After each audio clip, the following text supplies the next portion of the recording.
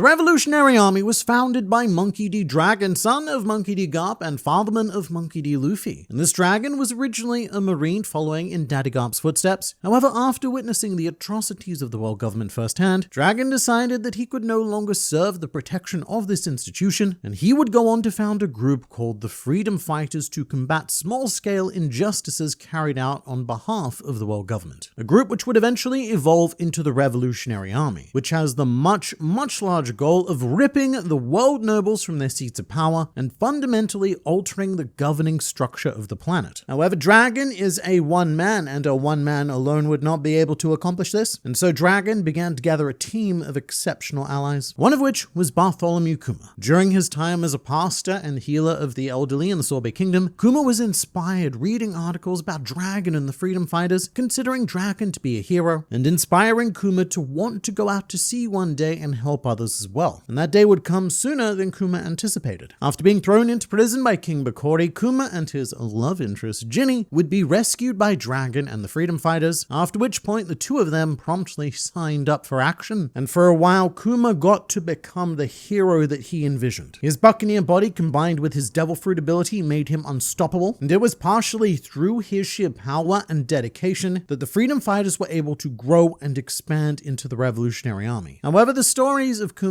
and Jinny would not end well, with Jinny being abducted by a world noble for a couple of years before promptly being dumped back onto the surface world to die with her baby jewelry Bonnie. At this point, Kuma began reducing and ultimately ceasing his revolutionary activities so that he could care for Jinny's daughter Bonnie following her death. And to speak more on exactly how the Revolutionary Army functions, operations are divided into 5 companies, each dedicated to operating in one of the 4 blues, as well as one to conduct missions in the Grand Line. Each of these armies has their own captain or commander. The term is used interchangeably depending on which translation you read or watch, as well as its own deputy captain or commander, with that term being used interchangeably for the same reason it is that I just said. And to start with Dragon's favorite direction, the earliest known captain of the East Army is the previously mentioned Jinny. During her time with the Revolutionary Army, she was insanely effective in her position of leadership, so much so that Jinny ended up owning a bounty of 190 million berries, which, for perspective, is almost twice the amount given to Luffy after he defeated Crocodile on Alabasta. Jinny, as with many One Piece flashback characters, was universally loved, and she was primarily known for her foul mouth. However, as previously stated, Jinny was abducted by a world noble 14 years ago, and sadly passed away after being deliberately infected with a disease known as sapphire scales, which Jinny would unfortunately pass down to her daughter Bonnie. Tragic stuff, but the revolution must continue. And it would be Bellow Betty who would inherit Jinny's position as commander of the East Army. Bellow Betty is one of the oldest known members of the Revolutionary Army, which is awkward given her actual age. Bellow Betty is 34 years old in the modern day. However, her first chronological appearance in One Piece occurred 22 years ago as one of the members of the Freedom Fighters. And here you can see an allegedly 12-year-old Bellow Betty who has matured impossibly quickly, and this is likely a continuity error from Oda. But following Jinny's abduction, Dragon, the leader of this Revolutionary Army, had not actually planned to name another East Army captain. He said that the position would eternally belong to Jinny. However, 4 years ago, Bellow Betty asked Kuma if she could take on the role of commander, and Kuma gave his blessing, adding, and I quote, "So it takes a foul-mouthed woman to run the Eastern forces, And it's fair to say that Bellow Betty has more than done Jinny proud in her time in leadership. Bellow Betty is the user of the Kobu Kobu no Mi, the Pump Pump fruit, which allows her to awaken the latent potential within people via arousing speech, which also makes her one of the most valuable Revolutionary Army assets, as Bellow Betty essentially has the ability to create terrifyingly powerful armies out of disenfranchised citizens wherever she is deployed. And as a result of this ability, it should be no surprise that Bellow Betty is actually one of the most valuable women in the world. With a current bounty of 457 million berries, Bellow Betty holds the second highest known bounty within the Revolutionary Army thus far, although realistically, Dragon almost certainly has a higher bounty than her, in addition to Sabo, who we'll explore later. But for now, Bellow Betty's deputy commander of the East Army is Ahiru, a character who was created to fall into a couple of different trend buckets. Firstly, her name Ahiru means duck, which continues a long-standing tradition of Oda naming women after birds, such as Robin, Nojiko, Toshigi, Kuina, Hina, Suru, and Suru again. Ahiru is also the perfect example of a color swap character. Ahiru initially appeared in chapter 905, but was mistaken for a miscellaneous background character, and so she was given a very background character color scheme, which was later redesigned when it was revealed that Ahiru was actually a character of some prominence, and this situation is also referred to as the Marco effect. But in addition to that, our hero is yet another victim of the left arm curse. Shanks used to scared Basil Hawkins, Kiku, Nekomamushi, etc. Oda seems to have a hunger for removing specifically left arms, and our hero is also subject to said hunger. And her cybernetic arm allegedly has some sort of Iron Man shooting style capabilities, although we have yet to see this in action. This also has yet to be revealed, but I imagine that our hero has some sort of tragic backstory behind why she lost her arm, potentially due to the actions of the world government, and that may play into what inspired her to join the Revolutionary Army. Meanwhile, the person most likely responsible for constructing our hero's arm is the commander of the South Army, Lindbergh. His name is possibly inspired by Charles Lindbergh, an aviator, soldier, and most importantly, an inventor. However, Lindbergh is a particularly trigger-happy member of the Revolutionary Army, but it's not so much that he loves fighting, it's more so that he loves having an opportunity to test out all of his wacky weapon inventions that he develops with scientific and engineering knowledge on par with that of any given mad scientist, with the obvious exception of Dr. Vega Punk. And so Lindbergh is an essential element of the Revolutionary Army. He's the dedicated tech guy, and it's almost certainly his genius that's allowed the Revolutionary Army to build such an extensive network of communications, as well as arm its soldiers with all sorts of fun gadgets. Lindbergh was also briefly charged with restoring the cyborg body of Bartholomew Kuma before that Kuma reactivated and promptly ran away. Very rude. And of course, we should note that Lindbergh is a mink and therefore has access to a Sulong form, which I would assume he can control. And look, I assume that because this boy, he may look wacky, but during the assault on Marijoa, he, along with Morley and Karasu, fought against two Marine admirals, Fujitora and Ryukugyu, and as restricted as the two admirals may have been, this is still an incredible feat, earning Lindbergh a bounty of 316 million berries, which almost makes him the most valuable mink in the series, but he is beaten out by Pecoms with a bounty of 330 million berries. But Lindbergh is supported by Deputy Commander of the South Army, Gambo, whose name is a straightforward reference to gambling, given that he takes every opportunity to make a bet. And this man is